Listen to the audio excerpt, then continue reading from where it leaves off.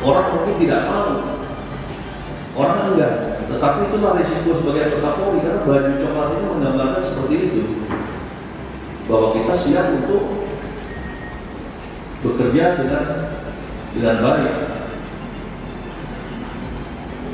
Kalau memang akhir-akhir ini terkait dengan pemberitaan masalah Polri sangat masif, memang ada yang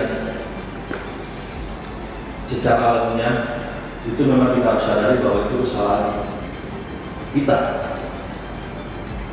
Kalau saya harus introspeksi bahwa itu kesalahan kita, karena kita memang tidak mempersiapkan anggota kita, adik-adik kita untuk bertindak di lapangan dengan baik.